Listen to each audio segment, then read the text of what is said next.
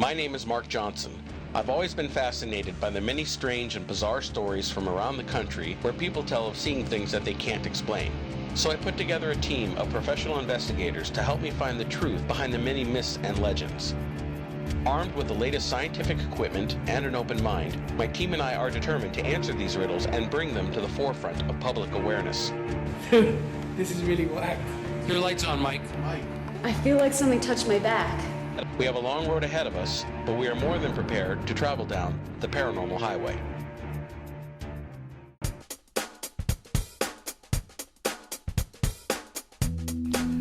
For many residents of New Jersey, the Garden State appears to be a hotbed of paranormal activity. Local legends abound, from the Jersey Devil to Big Red Eye to the Wanakoo UFOs. There's something here that makes us unique from the rest of the country. One of the more well-known legends in the state revolves around Clinton Road, a narrow two-lane road that spans a 10-mile expanse of uninhabited wilderness from West Milford, New Jersey to Upper Greenwood Lake, New York. According to many of the local inhabitants, this isolated blacktop through the woods is the epicenter for almost every urban legend known to exist. So we decided to talk to one of the foremost experts on all things weird to find out about the strangeness surrounding the otherwise seemingly normal road. Clinton Road has a very long and storied history. It goes back quite a long time. At least as early as 1873, there are accounts of nefarious people living off the side of the road, bandits and counterfeiters and murderers and things like that. If you've got an urban legend in the country or around the world, there's probably a variation of it that happens along this road. Kind of a classic hitchhiking ghost or lady in white story. There's also stories of hellhounds on the road. People have seen dogs, wolf-like looking dogs that'll be chasing after their cars, or we'll see them running along the side of the road. So. Tell me about the boy who supposedly drowned in the stream. Oh, now that's a pretty common story. The boy died basically by this corner of the road right here. When you pull up and stop at this location and throw change over the bridge, the ghost of the little boy eventually will throw that change back over at you. And there's various stories about how he actually died here. We've got Satan worshippers here doing satanic sort of activities. It's I think various forms of urban legend that sort of come to play in a lonely place like this. Intrigued by the stories of the paranormal, we wanted to find out if any of them were in fact true. So we spoke with a local resident who lived on the road for almost 20 years. So, tell me your name. Rhonda Castle. And I've lived on Clinton Road from 1965 to 1984. 20 years. Now, what do you know about some of the legends that have surrounded Clinton Road? Well, I know about pretty much most of the basic ones, like the KKK. Before we could continue our interview, we were suddenly interrupted by the appearance of the Newark Watershed Authority, who owns most of the property through which Clinton Road travels. The wide-eyed and obviously power-hungry officer forced us to relocate to an area not under the watershed's jurisdiction. Well, what do you know about the Satanists that people think they've seen up there? I have never, ever seen a Satanist, ever. You were telling me at one point that there was a nudist camp There was up a in the area? nudist camp called, I believe it was called Sunshine Nudist Camp. Okay. That's what we were told. Of course, they wore the white robes, so people could have assumed they were up to something when actually they were just actually walking back and forth to their cars. There's the legend of the little boy who drowned in the stream, and they say if you go throw a quarter in, he could throw a quarter back at you. Down the road from my house, two brothers, twins, they were 5 years old. Around Christmas time, their parents went Christmas shopping, and they took their bikes on the lake, and unfortunately they did fall through the ice, and they died, both of them. So that was lower down. Right, that wasn't anywhere near the stream. Because most people try to convince you that it's that little bridge over by Dead Man's Curve, Yeah. and that's in the far It's end of the nowhere lake. even near there. Having heard both sides of the story, we decided to conduct a more thorough investigation of Clinton Road to see for ourselves if we could find any evidence of paranormal activity. I was joined by one of my longtime investigators, Chuck Taylor, as we traversed the road in an effort to examine the so-called paranormal hotspots. We quickly found that the road is indeed very isolated in spots, with no houses or signs of civilization for miles. We're heading into Clinton Road. I was looking on the satellite map. It's awfully desolate. There's not a whole hell of a lot. No. On the left or the right. If you get lost in these woods, they just go on. Well, when you get past the lake, there isn't much of anything there at all. Making sure to stay on the road and avoid the nervous eye of the Watershed Authority, we examined the aptly named Dead Man's Turn and saw how anyone traveling down this road too fast and not paying attention would suddenly find themselves driving straight into the reservoir. With light fading fast and our bellies rumbling in protest, we decided to return to town for sustenance and await our nighttime investigation. At a local establishment, we couldn't resist asking one of the employees about his own experiences on Clinton Road. We're going up to Clinton Road, and I was just wondering if you had heard any stories about that place or any experiences with it. Oh yeah, actually I lived up here like my whole life.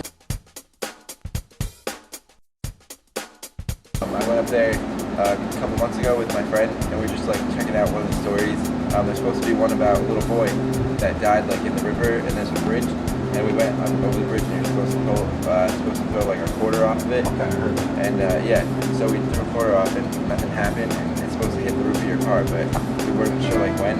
And we were driving back, and there was like a clear spot where there was like no trees or anything on the side of the road, and she said something about like, oh, you know, wouldn't that be funny if something was, and all of a sudden we heard a ping on the roof of my car, and looked back and we saw something like shiny bounce in the road. Oh, wow. And there was no trees or anything around. That was a couple of months ago? Yeah. It seems that there's no shortage of people claiming to have experiences on Clinton Road, so it came as no surprise when Chuck told me about his own experience many years ago. We drove in. I had heard the stories early in the evening that the road, was haunted. There were some occurrences up there. So I figured we had nothing better to do. Let's head up. And we drove all the way through with not a problem. It's just a creepy road.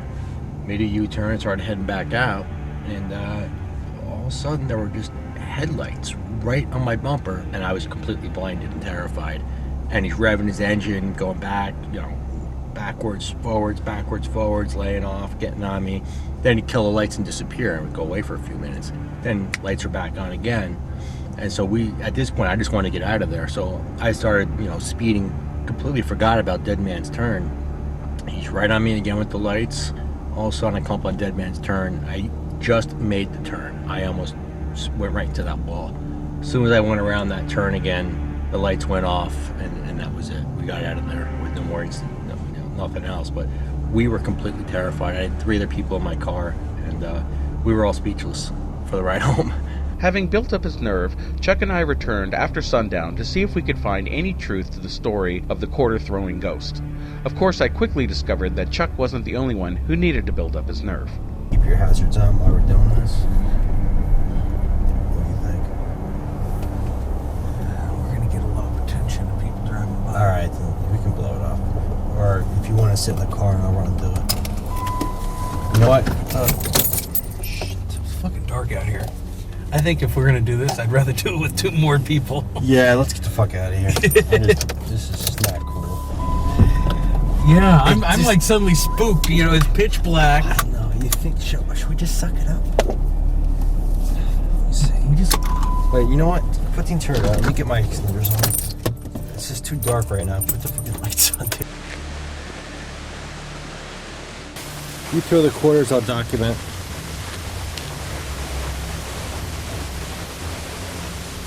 We're now attempting to see the quarters get thrown back at us. All right, we're gonna throw the quarter. I got a quarter ready going over Crybaby Bridge. Here we go.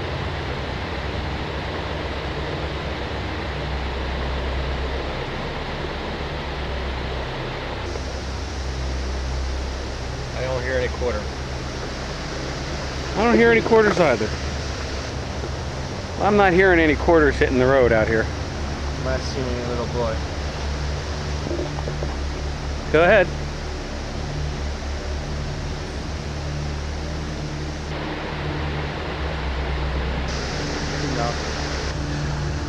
So far, I'm just not impressed with Clinton Road. Finding no evidence of a ghost, quarter throwing or otherwise, we decided to call it a night and return another time to see if we could validate any of the other claims of paranormal activity on the road. Sometime later, we were joined by 2 more of our investigators who have had their own experiences on Clinton Road. We came up through the road as we've done many times before. Came through, probably 9, 10 o'clock at night, very dark out. And so we were coming down. We were close to in the middle of the road, actually. And as we came up to this curve, which we're standing on right now, I saw a guy walking along the side of the road, and I was actually afraid for a second we were going to hit him. He had almost like a bowl haircut. We get up to him, and I looked at this guy. He was a young guy. And he looked at me, and then as we passed, he disappeared. And I proceeded to freak out for the next 10 minutes. We set out with our high-tech equipment to conduct a more thorough examination of the road. Using thermal imaging hardware, night vision cameras, and EMF detectors, we looked for any anomalies that would indicate something beyond normal was occurring on the road. Ahead? Yeah, I'm not seeing anything. Okay. These woods are pretty dark. You can hear a lot of frogs, tree frogs. We haven't really encountered any other animals. Spread out. We'll walk. The looks clear? The road's clear ahead. Yeah, I'm not seeing anything. Okay. These woods are pretty dark. You can hear a lot of frogs, tree frogs. We haven't really encountered any other animals. Talk to us and let us know that you're here. A little boy supposedly drowned right over here in the river. Can you tell us your name? How did you die here?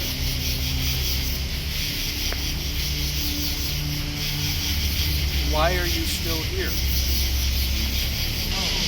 Are we getting any type of readings? I got a spike with 3.8 on the EMF. 3.8 in the EMF meter? Yeah. And now we're back down to 0? Yeah. There's no electrical lines around here. I know that. Did the floor set it off? No, the floor's not causing it. Our equipment isn't causing it. No, I ran it by the camera equipment before, and it doesn't give off any electromagnetic frequency. So I don't know why I got that. That lasted for what, just a couple seconds? About a second. 3.8. That's right within the range of paranormal activity. It's like to get a feel for this shot.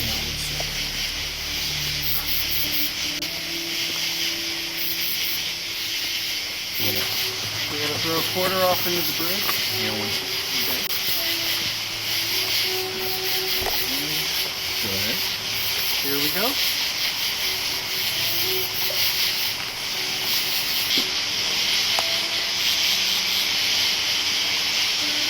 If there are any spirits here of people who have died on Clinton Road, can you please let us know that you're here?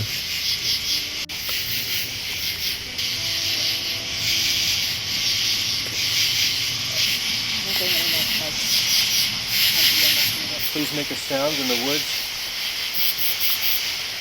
Despite our momentary and unexplained EMF spike, we were unable to find any solid evidence of paranormal activity on Clinton Road. And as we brought our investigation to a close, it was our feeling that, while some people have had experiences that they can't explain, a majority of the legends surrounding Clinton Road are most likely nothing more than local folklore repeated over time until it takes on a life of its own. Until next time, happy hunting.